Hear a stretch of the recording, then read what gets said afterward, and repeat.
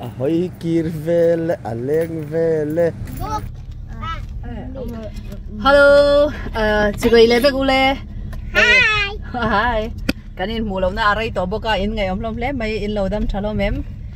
Cái này po post close ya bang kanin kan bay say lo tak mai bura kin min tlak boka. Kan duang in video te po kanon siam phelo ma ro chu tun hi he. Pathian zara kan dam ve zela.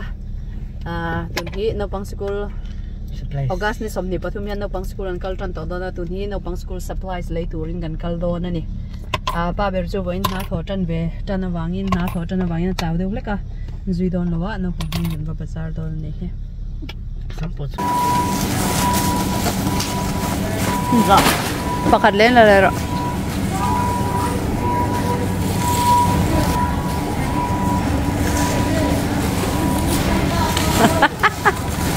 Okay. Le. Grow le hala mahir.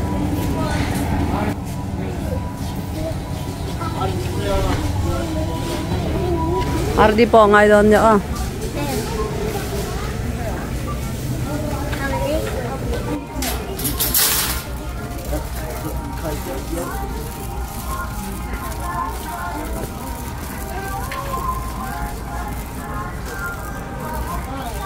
Binder chơi mà hay nữa không?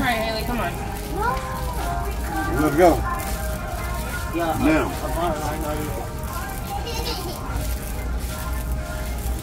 What's binders? Blue in color, Mom. Blue, yellow, red.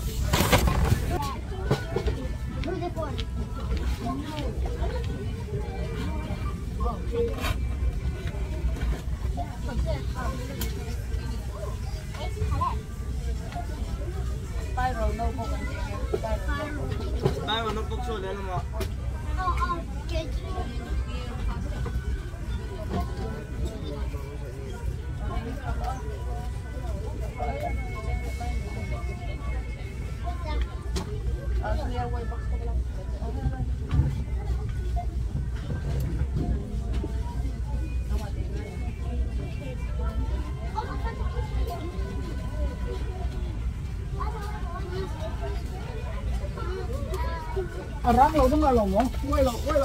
Blue or red pants? I need blue red pants. I need blue red pants.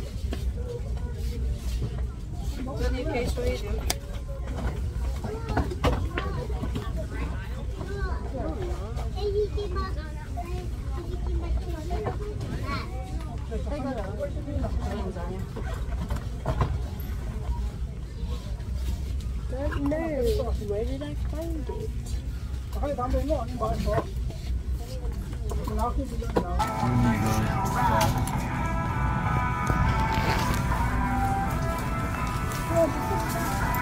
Thì lại sẽ tệ.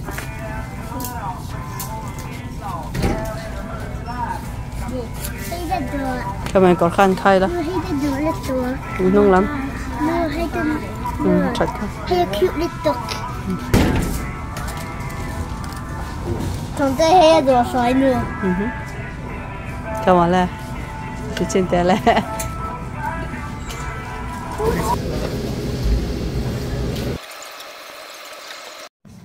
Nghe chị Don.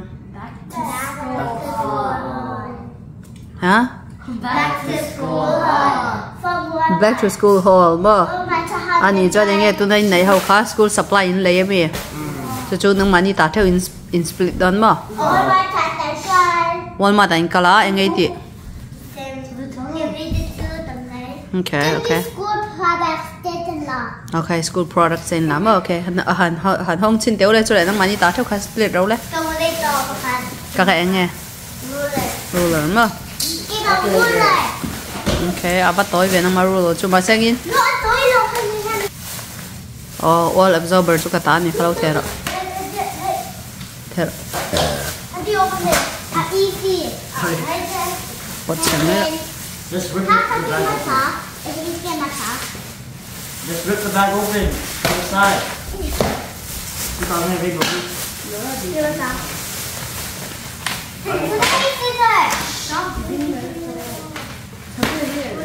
Let's go with this.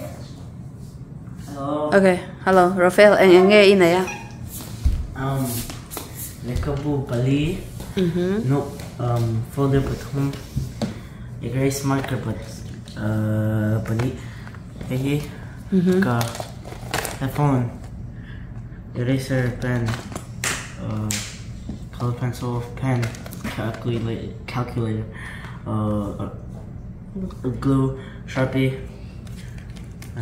Ruler, sticky note, and mechanical pencil. Hey, ang nghe mi hi.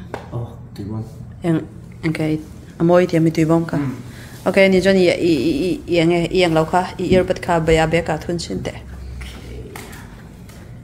Un kami ka lau lak so lain do di nang te nge ne ya. Okay, so microphone here. But folder Bali notebook baton, the pencil case. Naupang. No, I don't. But the earbuds, the highlighter bunny so 5th grade I was on highlighting on the Polang zang ni don. Pol nga mo. Policy is poly. Ti te Rafael ang te polang zang kal don school lu na. Oh, sorry.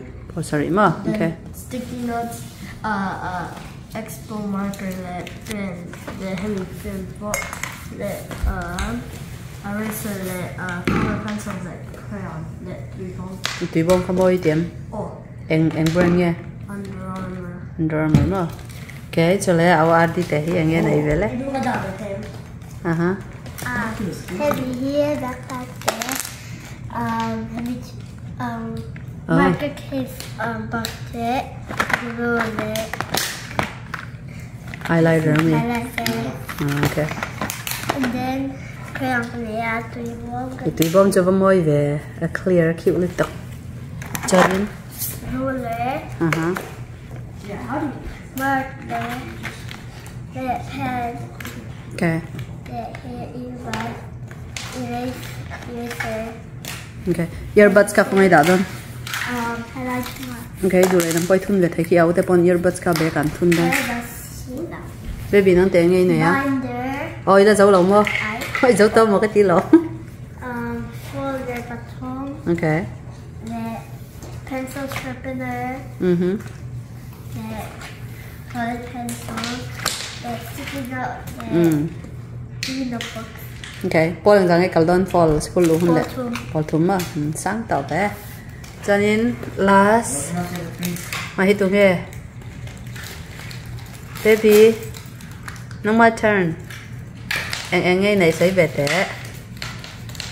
glue, Aha.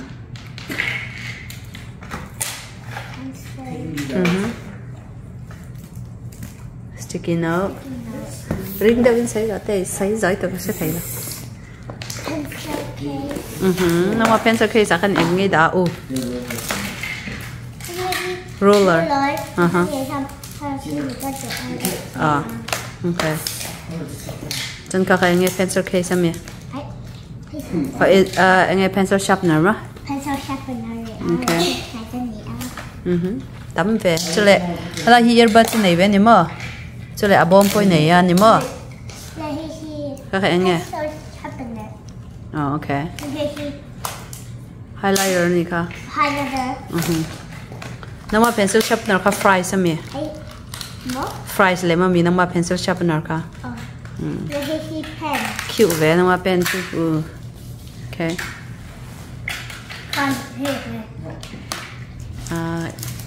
Yêu te so to. eraser, Choka haru to.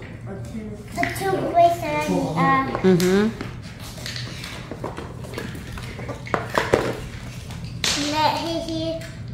earmuff, no, Earbud. muff, Earbud. earbud, Earbuds. earbus, Earbuds. You just rip it. earmuffs, Okay, whatever. Earbuds. Le. Okay, le. earbuds. Continue le rodang ka. Kakak case tu ma. Itu te pa ni si. Give my water bottle. Okay. Now what? Color crayons washable, yeah. Washable ma sil fai thai chi ma. Give my dog for that. Okay, bring home folder turma. Chonin nama file he lian pui nei ve ngai to ni moi upa to ni he. Kaka. Scissor kha mi zo nang ting enti. Ya, bakchep. Bakchep. No halo. Okay, ma chabe. Folder te bang ave. Okay. Binder, okay. Okay, you te ang kani earbud ka ang lawa kani earbuds ka abo matun vera. Oh, that's all she knows. Oh, the kani earbuds ka itun na. Okay. That's all she knows. Okay. Hey, my notebook. Oh, cute be. I stuff it. Notebook pa ka chau mi nai. I Everybody. Okay. Okay. Hey, mom. Okay. Okay. Amoy laptop azau tem. Oh, Okay. the duct tape on. Or the earbuds ka be kai thun thai toi du chanin. Back there. Back te khanin thun ro le. It didn't really open.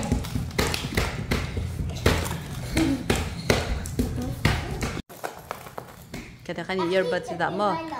Oh, puya ngai lo ni cho. Okay. Johnny Johnny tun hi ending school in Kaltan dot first day of school ka. August ni som ni pathum ma. Ani le tuna school supply hi nang mani du jong in pick an yam. In ready to school kal toren. Ready to ma. Okay. Ka. Ni le tak ta.